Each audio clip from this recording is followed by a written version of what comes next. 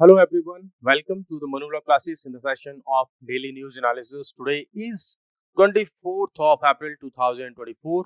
I am Naresh Sharma going to discuss with you the current affairs of the day. चलिए सबसे पहले हम चलते हैं करंट अफेयर में, जो कि इंडिया के साथ इतनी बड़ी दुर्घटना हुई है। इंडिया में जो इनोसेंट लोग थे पहलगाम में, उनको जो है उनकी हत्या कर दी गई, सेलेक्टेड किलिंग उनकी की गई, उनका रिलीजन, उनका नाम पूछ करके उनकी हत्याएं की गई। इस पर गवर्नमेंट ऑफ इंडिया की तरफ से बहुत सारे एक्शंस को लेकर के काफ़ी सारी न्यूज़ आ रही हैं। इसमें सबसे पहला है जो है एक रिमार्क आया है इंडिया के जो डिफेंस मिनिस्टर हैं राजनाथ सिंह जी, उनकी तरफ से, India's stern response following the Pahalgam terror attack. क्या एक्शन हम यहाँ पर देख सकते हैं? तो यहाँ पर राजनाथ सिंह जी का कहना है कि ये डिवास्टेटिंग टेरर अटैक थे पहलगाम में, जिनमें कि अभी 26 लोगों की जो है डेथ होने की खबर अभी ऑफिशियल हो चुकी है, और ये इसमें अब पाकिस्तान के अगेंस्ट में कोई एक डिसाइसिव एक्शन किया जाएगा। हाई लेवल सिक्योरिटी मीटिंग्स जो है हो चुकी हैं, जो कि प्राइम मिनिस्टर नरेंद्र मोदी जी ने उनको हेड किया था, और इंडिया ने अपनी तरफ से क्या क्या रिप्लाई हम पाकिस्तान को दे सकते हैं, डिप्लोमेटिक भी और स्ट्रेटेजिक भी। डिप्लोमेटिक वो होते हैं, ऐसे एक्शंस होते हैं जिसमें कोई मिलिट्री एक्शन नहीं होता, बातचीत के एक्शन होते हैं, लीगल एक्शंस होते हैं, वो सब। स्ट्रेटेजिक एक्शन उस तरह के एक्शंस होते हैं जैसे कि जब इंडिया ने सर्जिकल स्ट्राइक की थी, ठीक है, तो उस तरीके के एक्शंस को हम स्ट्रेटेजिक एक्शंस बोलते हैं। सबसे पहला अगर हम यहाँ देखें तो पहला एक्शन जो हमें देखने को मिल रहा है, Indus water treaty put on hold. 1960 में इंडिया और पाकिस्तान के बीच इंडस रिवर सिस्टम को लेकर के एक ट्रीटी साइन हुई थी, जिसमें कि वर्ल्ड बैंक ने एज ए मीडिएटर की भूमिका निभाई थी 1960 में।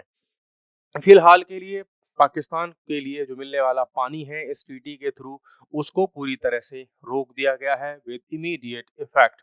आने वाले टाइम में पाकिस्तान की तरफ से हम देखेंगे कि बड़ी हाहाकार मचने वाली है, बड़ी सारी प्रॉब्लम्स उनको फेस करनी पड़ेंगी, क्योंकि पाकिस्तान का जितना भी फर्टाइल लैंड है वो मोस्टली इन्हीं रिवर से उनको इरिगेशन और इवन जो ड्रिंकिंग वाटर है वहीं से सप्लाई होता है, इंडस वाटर से। तो वो वहाँ पर बड़ी दिक्कत वहाँ के फार्मर्स को जो है देखने को मिल सकती है।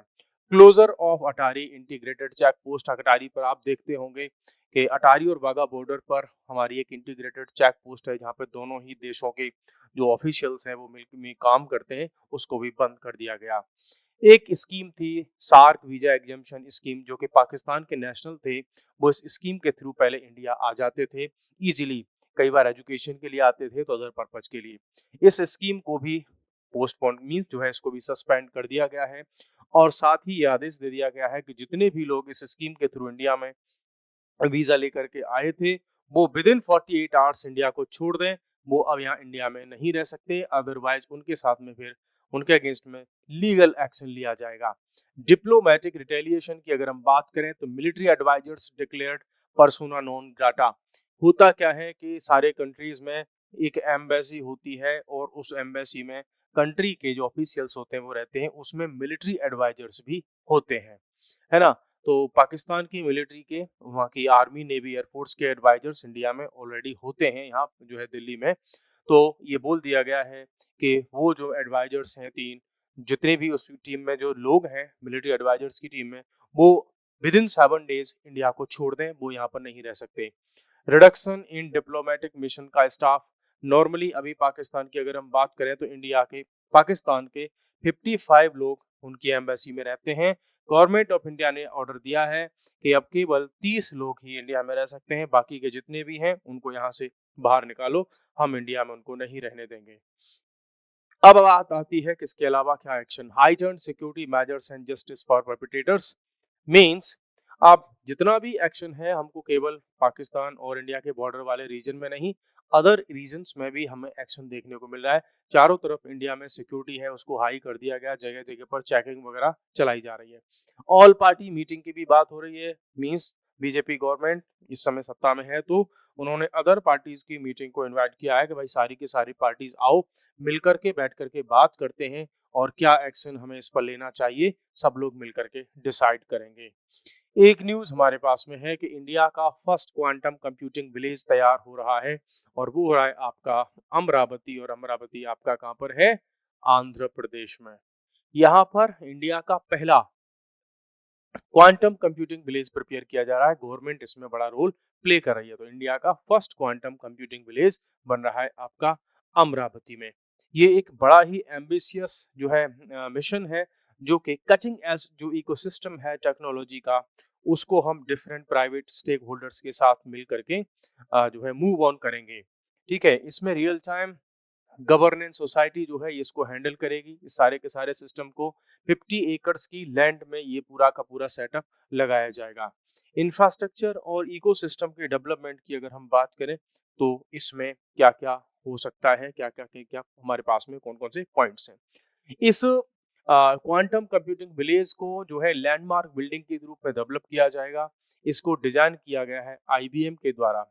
ठीक है, इंटरनेशनल बिजनेस मशीन, वर्ल्ड में सबसे पहला कंप्यूटर इसी ने बनाया था।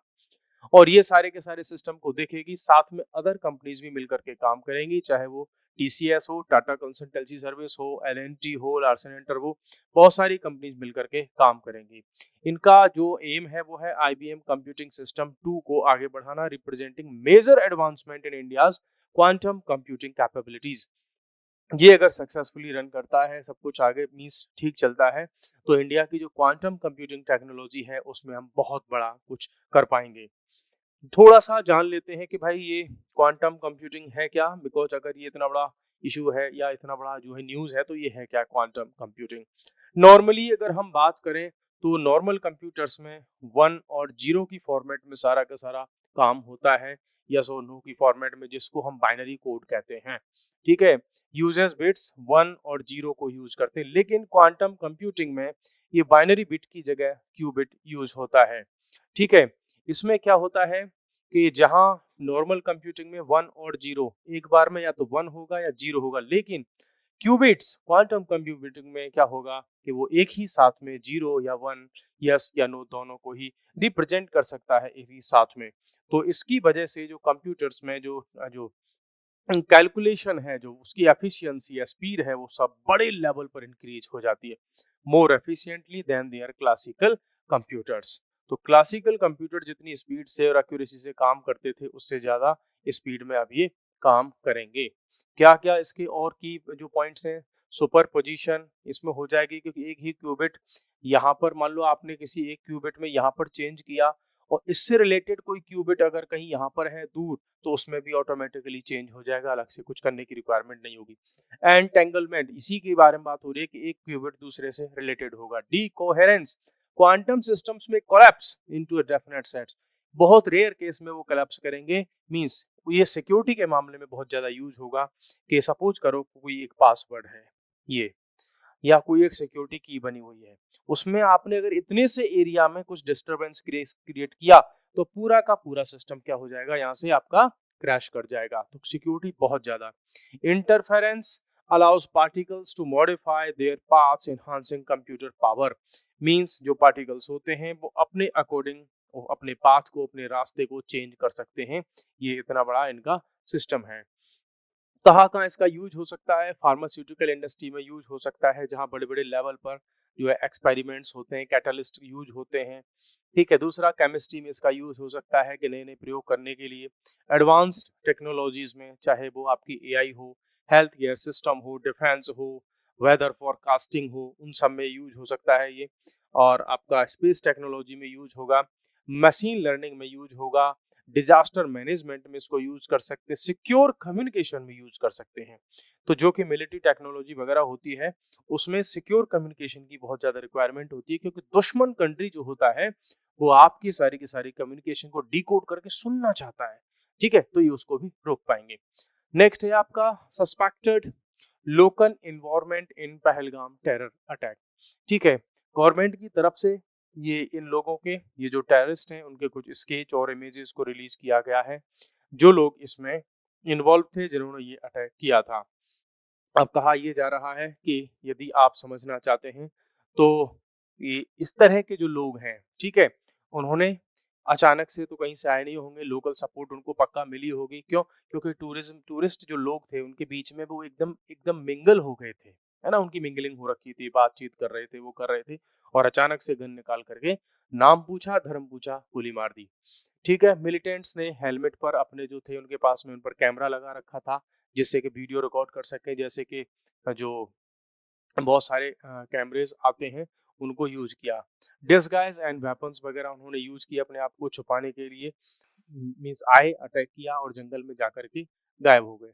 सिक्योरिटी लैब्स पर भी मीन्स बात आ रही है कि भाई जब ऐसा एरिया था तो सिक्योरिटी वगैरह, लेकिन देखो हर जगह पर पुलिस नहीं हो सकती। रिमोट लोकेशन चोजन डेलिबरेटली, देखो इन लोगों ने जो टेररिस्ट थे जानबूझ करके एक ऐसी जगह को सिलेक्ट किया कि जहां पर जो ना तो पुलिस है ना फोर्स है वो कोई इजीली जाती नहीं है। ये जो आपका बाइजरन वाला जो रीजन है वहां पर ना तो कोई सड़क है, ना कोई ट्रेन है, ना कोई रेलवे है, कुछ नहीं है वहां पर। उस एरिया में जब भी लोग जाते हैं तो केवल पैदल जा सकते हैं, या वो जो पौनी होते हैं, जो गधे होते हैं, उनके ऊपर बैठ करके, गधे खच्चर के ऊपर बैठ करके लोग वहां पे जाते हैं। तो उनको पता था कि अगर कोई फोन भी करेगा, कुछ भी करेगा, बताएगा भी, तब भी पुलिस को, फोर्सेस को यहाँ तक पहुंचने में कम से कम आधा घंटा तो लग ही जाएगा, और तब तक वो इजिली वहां से निकल सकते हैं। बाकी गवर्नमेंट ने फिर उनके स्केचेस रिलीज किए हैं, चॉपर्स को लगाया है, ड्रोन्स को लगाया है उस एरिया को पूरे को देखने के लिए कि कौन कौन सा एरिया है जहां पर वो इस समय छुपे हुए हो सकते हैं। बाकी 20 लाख रुपए की बाउंटी उनके ऊपर अनाउंस हुई है। यहाँ की जो पहलगाम के रीजन की जो पुलिस है उसने बताया कि जो लोग इनके बारे में सूचना देंगे उनको 20 लाख रुपए का इनाम दिया जाएगा, और उनकी इन्फॉर्मेशन जो डिटेल्स हैं उनको सीक्रेट रखा जाएगा। ये नहीं बताया जाएगा कि ये इन्फॉर्मेशन किसने दी। इसकी जो ये जो अटैक हुआ है, TRF क्लेम्स रिस्पॉन्सिबिलिटी, ठीक है, द रेसिस्टेंस फ्रंट नाम की एक टेररिस्ट ऑर्गेनाइजेशन है, इसने इस अटैक की रिस्पॉन्सिबिलिटी लिया है, ये अटैक हमने किया था। ठीक है, तो ये है। दूसरा फिर प्रिवेंटिव एंड प्रिकॉशनरी मेजर्स, ठीक है। अब यहाँ पर बात हो रही questioning of former militant on ongoing, पुराने जो पहले मिलिटेंट हुआ करते थे जिन्होंने बाद में सरेंडर कर दिया या जेल में है, उनसे पूछताछ जो हो रही है। अच्छा, Pandit employees ask to work from home, जितने भी जो है वहाँ पर काम करने वाले लोग हैं, पंडित एम्प्लॉय, कश्मीरी पंडित की यहाँ पे बात हो रही है, तो उनको कह दिया गया है कि अभी आप घर से ही काम करें। गवर्नमेंट ऑफिस में जितने भी ये लोग कर्मचारी हैं उनको जो है ऑफिस में आने से अभी मना कर दिया गया है। क्यों? क्योंकि कश्मीर में जो मेजोरिटी है वो कश्मीरी जो है मुस्लिम्स की वहाँ पर मेजोरिटी है, और इंटरनली वो लोग अगर जो है टेररिस्ट को सपोर्ट करते हैं तो चाहे कश्मीरी पंडित हो, बाहर के जो टूरिस्ट हो वो हो, वो इजीली वहां से मींस इस टेररिज्म की जो आइडियोलॉजी है, मानसिकता है, उसको इजीली आप खत्म तो नहीं कर सकते। और आज अगर ये 26 लोगों को शिकार बनाया है, तो अगर टेररिस्ट को ये पता चला कि भाई इस आदमी ने हमारी इन्फॉर्मेशन को लीक किया है, तो फिर उसको भी तो वो छोड़ेंगे नहीं, मारना ये सब उनका खून खराबा उनके लिए नॉर्मल सी बात है। ठीक है, तो अभी तक के अभी तो चारों तरफ न्यूज़पेपर्स में इसी से रिलेटेड सारी न्यूज छाई हुई है। बाकी नेक्स्ट सेशन में हम फिर से देखते हैं कि इंपॉर्टेंट टॉपिक्स के साथ में हाजिर होंगे, और तब तक के लिए thank you very much, bye bye, take care.